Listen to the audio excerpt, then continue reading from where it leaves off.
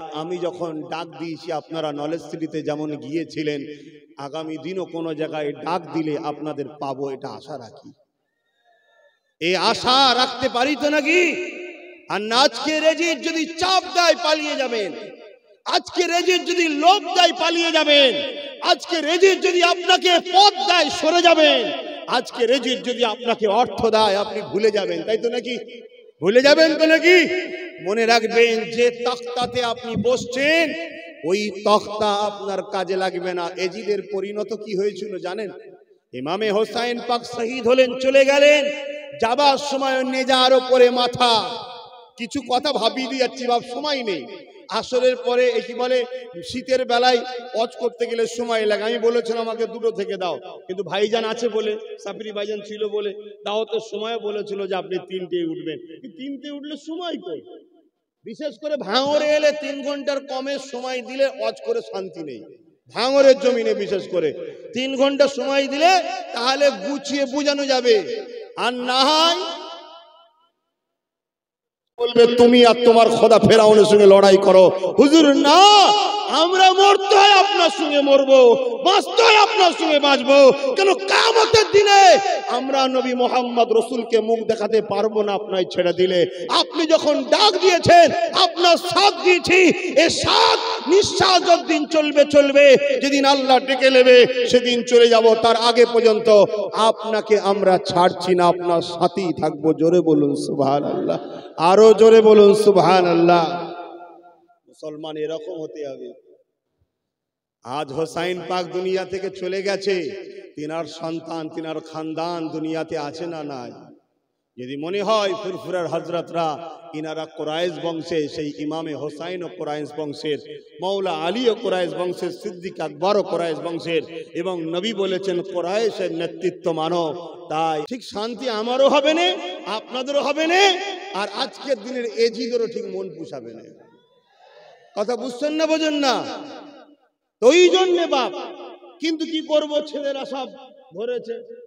ঠিক আছে লাও। আমি লাস্টে এমনও বললাম দরকার হয় ভাইকে আমার পরে মাগরিবের পরে দেবে, দিয়ে তারপরে ভাইজানকে দেবে, তিনি আখির দোয়া করবে খনি। আমি তো আবার একটু তাহলে বেশি সময় পেতাম।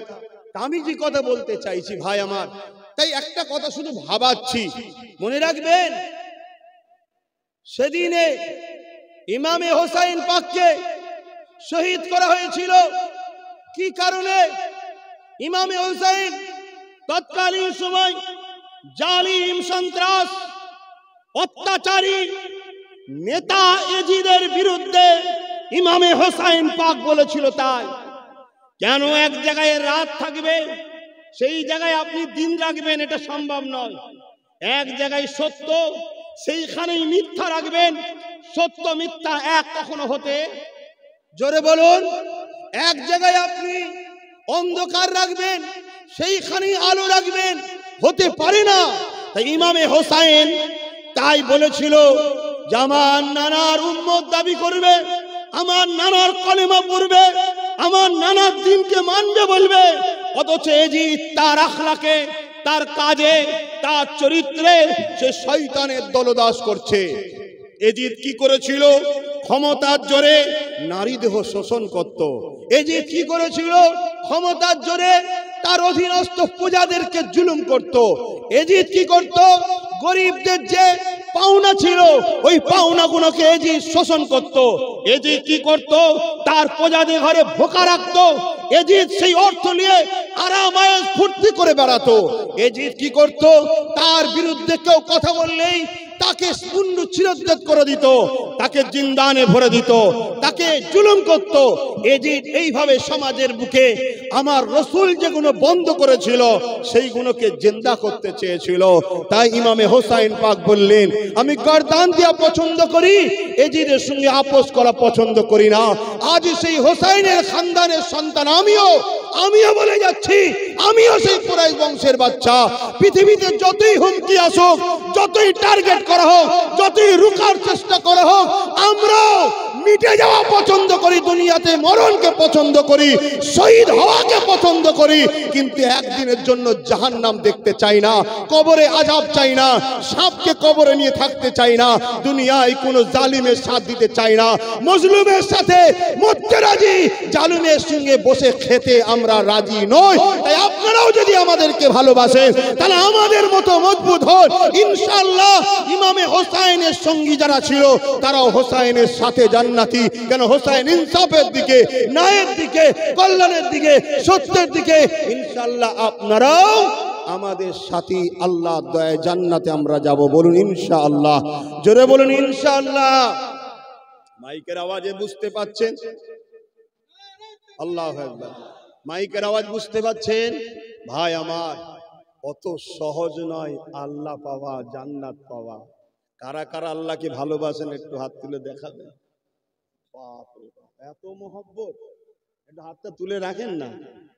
এত মহব্বতের লোক, আপনাদের সাথে আমিও হাত তুলি।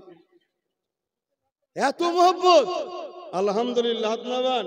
আমার সারা কি আমার মা বোনগুলোও ভালোবাসে, মহব্বত সত্যি করেন? হ্যাঁ, আচ্ছা বলুন তো, আপনারা বেশি মহব্বত করেন না ইমামে হোসাইন বেশি মহব্বত করে? জোরে বলুন। তাহলে ইমামে হোসাইনের উপরে এজিদ এত অত্যাচার করলো, আল্লাহ চুপ কেন? বলুন, আপনারা বেশি ভালোবাসেন আল্লাহকে না আমার নবীর সাহাবারা বেশি ভালোবাসতেন? একটু হ্যাঁ কি না বলবেন। তাহলে সাহাবাদের উপরে এত জুলুম হয়েছিল, আমার আল্লাহ চুপ কেন? হযরতে সুমাইয়া আম্মাজানের উপরে কত জুলুম হয়েছে জানেন না?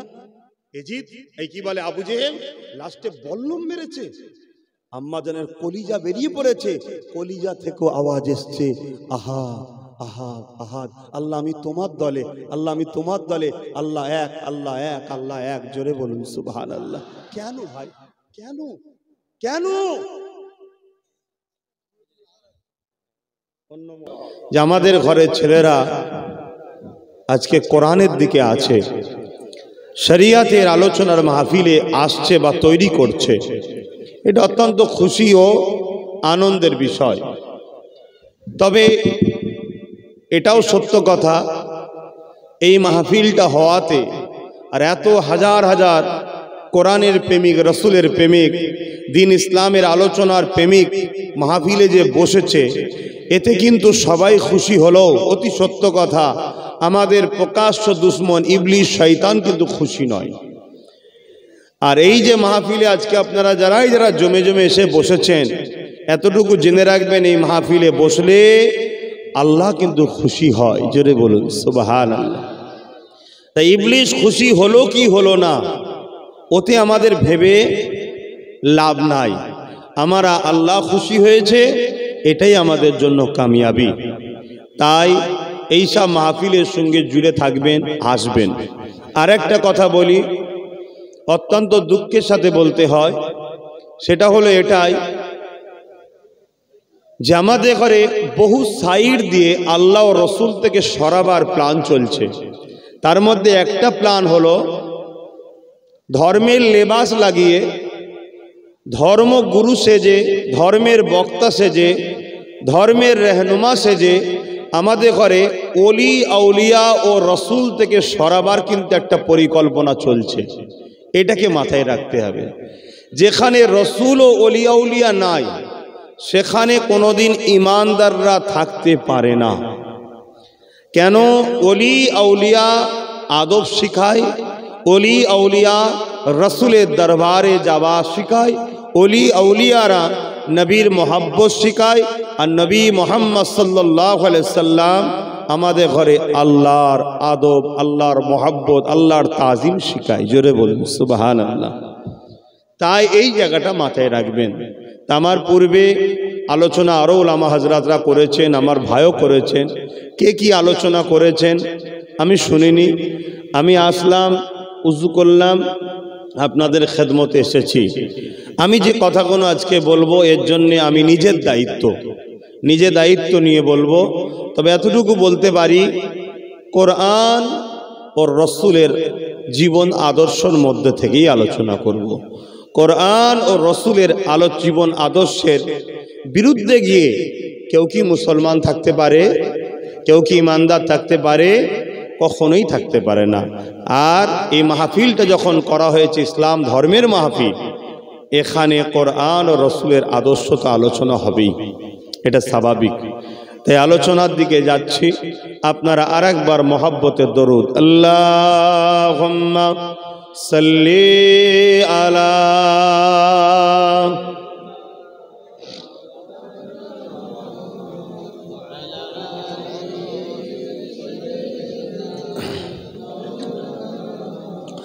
যিনারা আসছেন, এই যে রাস্তাটা রাখা আছে, আস্তে আস্তে সামনের দিকে আগিয়ে আগিয়ে চলে এসে এই রাস্তাতেও বসে যান। আর তো কেউ আসার নেই, আমার দুয়ার পরই শেষ তো। যিনারা নতুন করে আসছেন একদম সামনে চলে আসেন। যিনারা নতুন করে আসছেন আস্তে আস্তে সামনে চলে আসবেন। কথা নয়, বিয়াদবি হবে। এটা কোরআনের মাহফিল, এটা আব্বাস সিদ্দিকীর মাহফিল নয়। আব্বাস সিদ্দিকী তো কোরআনের কথা বলবে বলে নিয়ে আসছেন, মাহফিলটা তো কোরআনের। এই মাহফিল কোনো মৌলানা উলামা পীর সাহেব পীরজাদার নয়, তিনারা তো কোরআনের কথা বলবে তাই নিয়ে এসেছেন। কিন্তু মাহফিল মনে রাখবেন কোরআনের মাহফিল। এই মাহফিল প্রেম করলে জান্নাত পর্যন্ত যেতে পারেন, জোরে বলুন সুবহানাল্লাহ। আর এই মাহফিলের বিরোধী করলে জাহান্নাম যাবেন, এতে কোনো সন্দেহ নাই, এটা মনে রাখবেন। তাই মাহফিলের আদব আছে। তাই যারা এসেছেন আস্তে আস্তে এসে বসে যাবেন। আউযু বিল্লাহি মিনাশ শাইতানির রাজীম।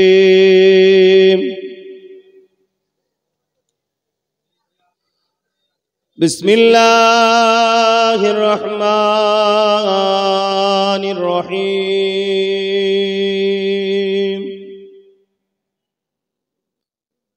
নাহমাদুহু ওয়া নুসাল্লি আলা রাসূলিহিল কারীম। أما بعد فيا أيها الحاضرون رحمكم الله. قال الله تعالى في كلام المجيد والفرقان الحميد. إن الله وملائكته يصلون على النبي يا أيها الذين آمنوا صلوا عليه وسلموا تسليما. اللهم সাল্লি আলা। জবান খুলে খুলে পড়তে হবে আমার ভাই, জবান খুলে খুলে পড়েন, কোনো গলা বাঁচাতে লাগবে না।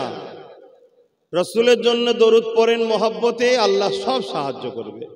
দরুদ আল্লাহুম্মা সাল্লি আলা।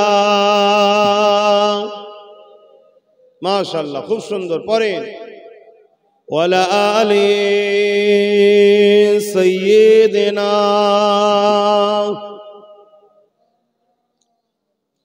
দরুদ শরীফ এমন একটা নিয়ামত, আমার যুবক ভাইয়েরা, আব্বাজানেরা, মায়েরা, বোনেরা, এটা দোনোজাহানের সুলতানের ওপরে পড়া হয়। দুনিয়ায় অনেকে অনেককে ভালোবাসে, যার যার ভালোবাসা থাকতেই পারে। তারা তাদের জন্য কত স্লোগান দেয়, তাদের মারহাবা, বিভিন্ন রকম তাদের নেতাদের খুশি করার জন্য চেষ্টা করে। আর আমরা এমন একটা সাহিনসার স্লোগান দিচ্ছি, দরুদ শরীফ পড়ছি, খোদ আল্লাহ জিনাকে দরুদ পাঠায়, জোরে বলুন সুবহানাল্লাহ, এবং সালামও পাঠায়। আপনি যদি কখনো কোনো কষ্ট বোধ করছেন, কোনো টেনশনের মধ্যে আছেন বা কোনো পেরেশানের মধ্যে আছেন, আপনি একা হয়ে যান, হয়ে গিয়ে অঝোর নয়নে আপনি অনর্গল দরুদ শরীফ পড়তে থাকেন, কিছুক্ষণ পরে চোখ দিয়ে পানি বেরোবে, দেখবেন আপনার বুকটা ঠান্ডা হবে। আর যে মুসিবত, ওই মুসিবত থেকেও আল্লাহ আপনাকে উদ্ধার করবেন, জোরে বলুন সুবহানাল্লাহ। আপনার কারবার খারাপ যাচ্ছে, ব্যবসা বাণিজ্য চলছে না ঠিক, ভালো ইনকাম হচ্ছে না, আপনি পবিত্র হালে উযু করে পাক পবিত্র হয়ে আপনার কারবারের জায়গায় বসে আপনি এই দরুদ শরীফ পড়তে থাকেন। আপনার দেখবেন আল্লাহ পাক রুজির রাস্তা হাজারো দিক দিয়ে খুলে দেবে। জোরে বলুন সুবহানাল্লাহ। দরুদ এমন একটা ফজিলাত, কোন ইবাদত কবুল হয়েছে এই সার্টিফিকেট কিন্তু কেউ দিতে পারবে না। আর দরুদ মুখ দিয়ে বেরোতে দেরি, রব্বুল আলামিনের কাছে কবুল হতে দেরি হয় না। জোরে বলুন সুবহানাল্লাহ। কেন এই দরুদ আমার রাসূলের জন্য আর নবীর জন্য যে তোহফা দেওয়া হয়, আল্লাহ সেটাকে ফিরিয়ে দেন না। কেন? আল্লাহ নিজে इन्नल्लाहा बेशक मैं खुदा व मलाइकतहु, साथ में मेरे फरिश्तों भी दरूद और सलाम का नजराना तोहफा भेजते हैं। या अय्युहल्लज़ीना आमनू, खुदा ने हर इंसान को नहीं बुलाया, जो लोग ईमान लाए हैं सल्लू, तुम सब भी दरूद पढ़ो। खुद खुदा ने फरमा रहे हैं तुम सब भी दरूद पढ़ो। अगर ईमान लाए हो तो ईमानदार को दरूद पढ़ना ये जरूरी है। তাই আমরা ईमानदार আমাদেরকে দরুদ পড়তে হবে। और हर दरूद में खुदा ने फरमाया, आका ने हमारे पास भेजा, फरमाया एक मर्तबा अगर कोई दरूद पढ़ ले उसके बरकत से वसीले से 10 गुना खुदा माफ कर देंगे। बोलिए सुभान अल्लाह। 10 नेकी अता करेंगे। जोरे बोलूं सुभान अल्लाह। 10 मकाम खुदा और बुलंदी कर देंगे। जोरे बोलूं सुभान अल्लाह। এত বড় নিয়ামত কেন ছেড়ে দেব? আমার যুবক, আমার ভাই, আমার বোন, আমার মা, আমার আব্বু আমাদেরকে হারাম খাইয়ে আমাদেরকে অনেকটা দূরে ইসলাম থেকে সরিয়ে দিচ্ছে, আমরা বুঝতে পারিনি। মনে রাখবেন, আমাদের প্রকাশ্য দুশমন একজন আছে ইবলিস, সে কিন্তু দরুদের পক্ষে নয়। আর বাপ আদম যখন আম্মা হাওয়াকে বিবাহ করেন জান্নাতে, কি দেবে কি দেবে? মোহর দেন, মোহর তো দিতে হবে। আমাদের আব্বাজান 11 বার, তাই তো উলামারা বলবেন তো 11 বার দরুদ শরীফ পড়েছিলেন আমার রাসূলের উপরে। জোরে বলুন সুবহানাল্লাহ। হায় হায় হায়, কুরবান যাক সেই নবীর উপর দরুদ পড়ছেন।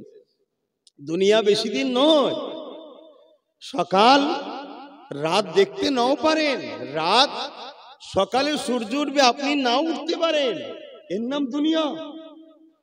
হ্যাঁ, দুনিয়াদারি করতে হবে, ব্যবসা করুন, কারবার করুন, আত্মীয়তা করুন, সংসার করুন, ছেলে পুলে মানুষ করুন, সমাজের লিডার হবেন, প্রশাসনের ডিপার্টমেন্টে চাকরি করবেন, আরো অনেক কিছু আছে, আইপিএস অফিসার হবেন, সবটা হন। শুধু মনে রাখবেন আমার রাসূল যেভাবে হতে বলেছে, ইনসাফ করতে বলেছে, সেইভাবে করব। এই তো ব্যাপার। এর মধ্যে দিয়ে আপনাকে আখিরাত গুছিয়ে নিতে হবে। এই দরুদ আপনার আখিরাতের কাজে লাগবে, শুধু দুনিয়াই নয়। আল্লাহ রাসূল বলছেন কিয়ামতের দিনে আমার বেশি কাছের হবে তারা যারা আমার উপরে দরুদ পড়ে। জোরে বলুন সুবহানাল্লাহ। আপনারা জানেন আপনার নবী কে যারা মানে না, একদল মানুষ আছে, সবাই না, একদল মানুষ আছে যারা আপনার নবীকে মানে না, রাসূলকে মানে না, তারা আপনার নবী মাননে ওয়ালাদেরকেও রাসূল থেকে সরাবার নানা রকম পরিকল্পনা করছে, আরবো কোটি টাকা খরচ করছে। আমি রিসেন্ট রাজধানীতে কি গিয়েছিলাম দিল্লি, ওখান থেকে গিয়েছিলাম রাজস্থান, কথা বুঝে আসছে। তারপর আজমির শরীফ ওলিদের মাজারও জিয়ারত করেছি, একটা জলসাও ছিল। তা আমি দেখলাম যে কোনো একটা ধর্মের মানুষ ফ্রিতে কিতাব দিচ্ছে, আবার মহিলা দ্বারা, যুবতী হালকা বয়সের মহিলা, কাপড়গুলো বেশ একটুখানি টাইট টুইট, বেশি খুলে বলবো না, যাতে যুবকটা অ্যাট্রাকশন হয়, বইটা নেয়, দুটো মিষ্টি কথা বলে। চিন্তা করুন, তারা তাদের ধর্মের প্রচার প্রসারের জন্য, ডেভেলপমেন্ট করার জন্য, সিস্টেম ভুল খারাপ যাচ্ছে না, তারা কত চেষ্টা করছে। আর আমি আপনাকে কি বলছি, নিজেরটাকে নিজে শুধু মজবুত করে ধরে রাখেন, কারো বিরোধিও করতে হবে না, আর আপনাকে বাড়াবার চিন্তাও করতে হবে না। আপনি কমসে আপনার ঘরটা ঠিক রাখুন। আমার কম, আমার যুবক, আমার ভাই, আমার বোন, আমাদের খেয়ালই নাই। আমরা শুধু খেয়াল করছি কোথায় কোথায় গেলে একটু ফ্রিতে খাওয়া হবে। এই ধান্দায় আছেন না নাই বলুন?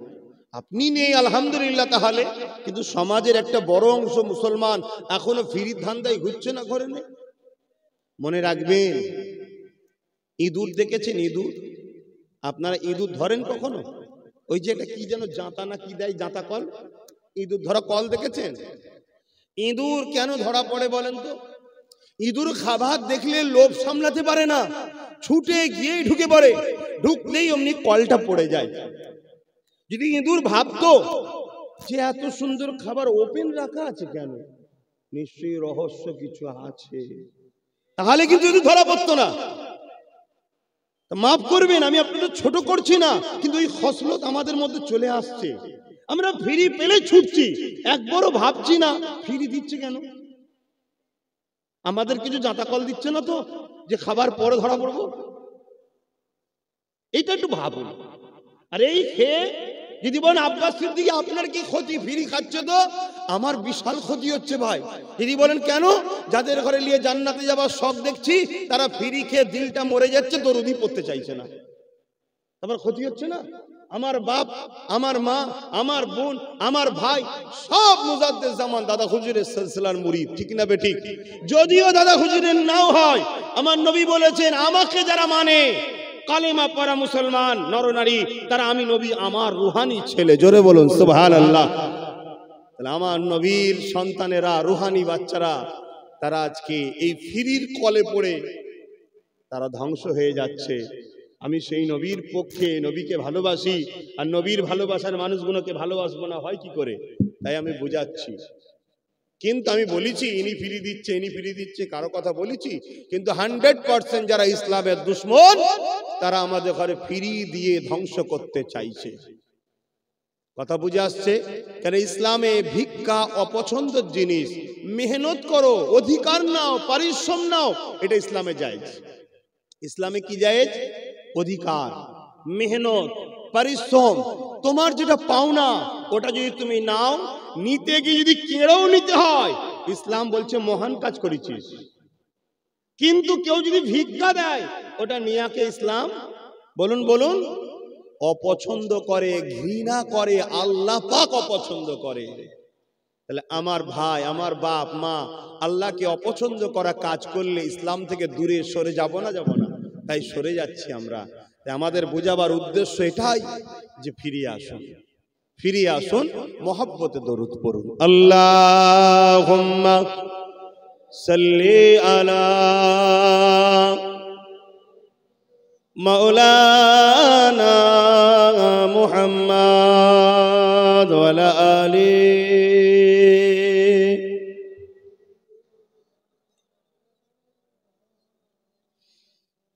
जहाँ रोज़ाए पाके खैरुल वरा है, ओ जन्नत नहीं है तो फिर और क्या है। कहाँ मैं कहाँ मदीने की गलियां,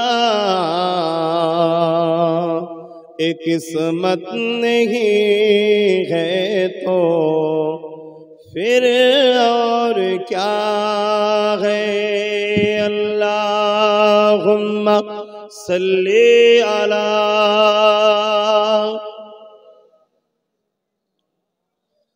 वला आली।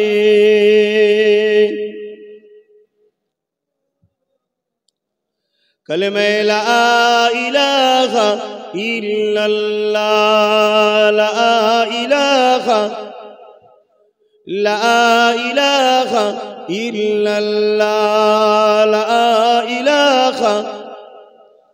ला इलाहा इल्लल्लाह मुहम्मदुर रसूलुल्लाह, ला इलाहा इल्लल्लाह, ला इलाहा इल्लल्लाह मुहम्मदुर रसूलुल्लाह। अल्लाहुम्मा सल्ली अला मौलाना मुहम्मद व अला आलिहि। مولانا محمد. وقال الله تعالى في كلام المزيد والفرقان الحميد وما خلقت الجن والإنس إلا ليعبدون. আমার আব্বা জানেরা, আমার ভাইরা, পর্দা নিশিন আমার আম্মা জানেরা, আমার বোনেরা, ছোট ছোট বাচ্চারা, ওয়াজ নসিহত অনেক হচ্ছে, আলহামদুলিল্লাহ, ভালো জিনিস। যতবার হয় আমরা যারা বসি কিছু সময় তো হলো দরুদ পড়ছি, সুবহানাল্লাহ বলছি, আল্লাহু আকবার বলছি। এই সময়টা তো আমরা কমসে কম গুনাহ থেকে বেঁচে আছি, এই সময়টুকু তো ভালো আছি, তাহলে ওয়াজ নসিহত হওয়া ভালো জিনিস। কিন্তু মনে রাখবেন, ওয়াজ নসিহত আল্লাহর জন্য করতে হবে, রাসূলের দ্বীনের জন্য করতে হবে। অন্য কোনো কারণে ওয়াজ নসিহত করলে হবে না। ন্যায়কে জিন্দা করার জন্য করতে হবে, অন্যায়কে মিটিয়ে দিবার জন্য ওয়াজ নসিহত করতে হবে। ওয়াজ শব্দের মানে কি জানেন? ওয়াজ শব্দের মানে হচ্ছে উপদেশ দেওয়া, ভালো কথার উপদেশ দেওয়া। ভালো কথার উপদেশ দেওয়া এটা ইসলামের হুকুম। অন্যায় থেকে মানুষকে দূরে রাখার কথা বলা এটা ইসলামের হুকুম। তাই ইসলামের মাহফিলে ইসলামের কথা, ইসলামের হুকুমের আলোচনা হবে না হবে না? একটু জোরে বলুন, হাত তুলে বলুন, হবে না হবে না? আলহামদুলিল্লাহ। কিন্তু ইসলামের আলোচনা করলে, হকের আলোচনা করলে, সেদিন যেমন আবু জেহেল, উতবা, সাইবা চরিত্রহীন জালিম নেতাদের কষ্ট হয়েছিল, যেদিন হক কথা বলেছিল ইমামে হোসেন, চরিত্রহীন জালিম এজিদের কষ্ট হয়েছিল। যেদিন ওয়াজ করেছিল মুসা কালিমুল্লাহ, সেদিন চরিত্রহীন জালিম ফেরাউনের কষ্ট হয়েছিল। যেদিন হক কথা ওয়াজ করেছিল ইব্রাহিম খলিলুল্লাহ, আমাদের আব্বাজান, সেদিন কষ্ট হয়েছিল চরিত্রহীন সন্ত্রাস জালিম নমরুদের।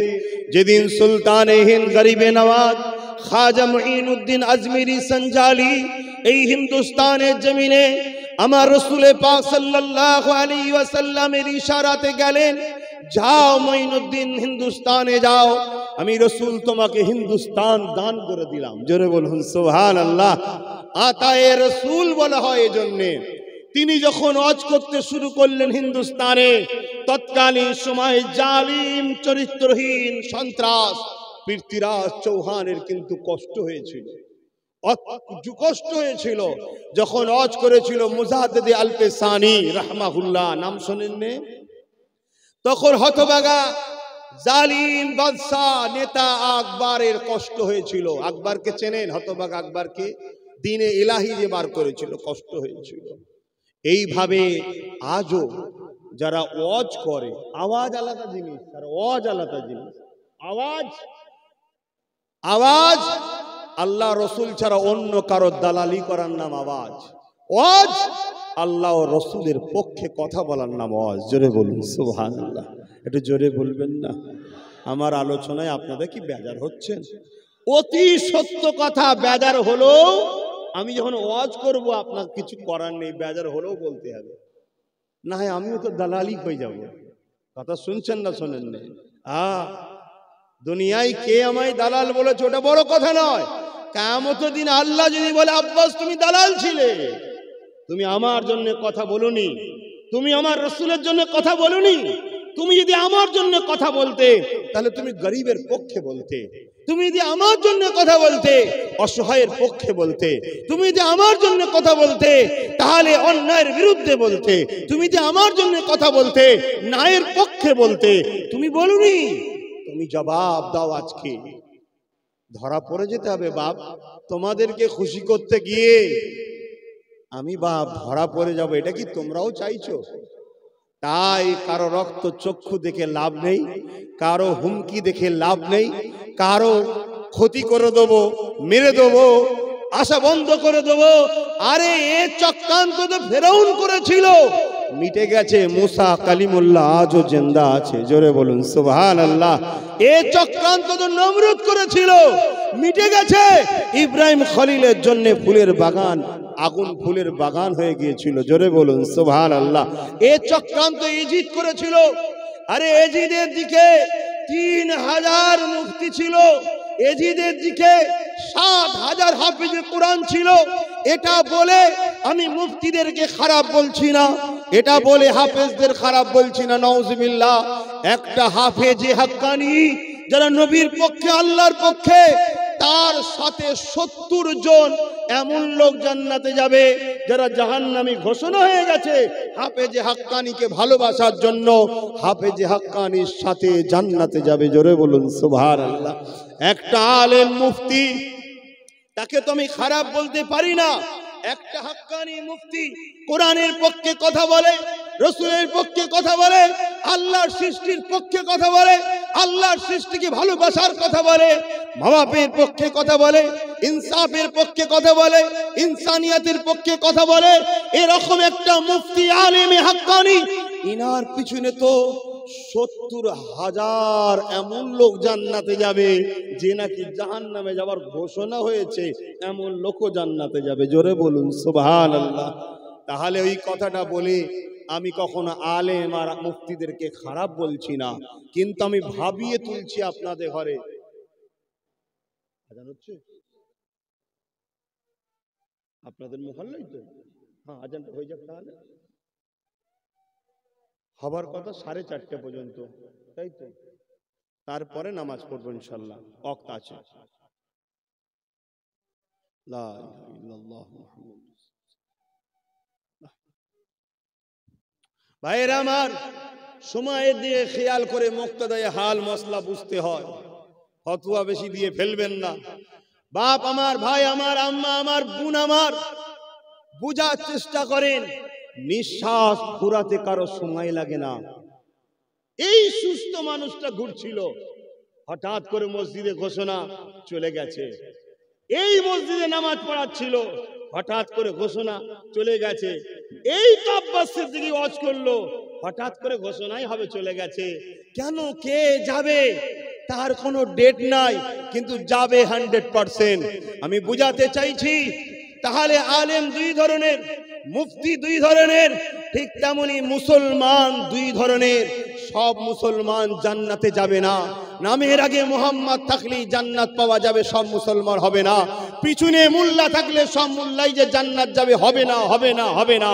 কেননা মুসলমান হওয়ার পরে আরেকটা জিনিস হতে হয়, সেটা হলো মোমেন। মুসলমান হওয়ার পরে আরেকটা হতে হয়, সেটা নারীদের ক্ষেত্রে মোমেনা। কেন, মুসলমান তো যারা এজিদের পক্ষে ছিল তারাও মুসলমান, তারাও কলেমা পড়তো, তারাও নামাজ পড়তো। এজিদের বিপক্ষে থেকে দুনিয়ার সামান্য পদের জন্য হোসাইনের বিরুদ্ধে লড়াই করে ইমামে হোসাইন পাককে শহীদ করেছে, তারাও বলছে আমরাও মুসলমান। আর ইমামে হোসাইন হুজুরের পাশে মাত্র 72 জন, আরে তার মধ্যে ছেলে মেয়ে বাচ্চাও রয়েছে। তারা হোসাইন হুজুর বলল, বাবারা তোমরা আমায় ছেড়ে চলে যাও, এজিদ আমার রক্তের পিপাসু, আমাকে মারতে পারলেই সে ঠান্ডা হয়ে যাবে, তোমরা চলে যাও। তারা বলেছিল, এ ইমামে হোসাইন পাক,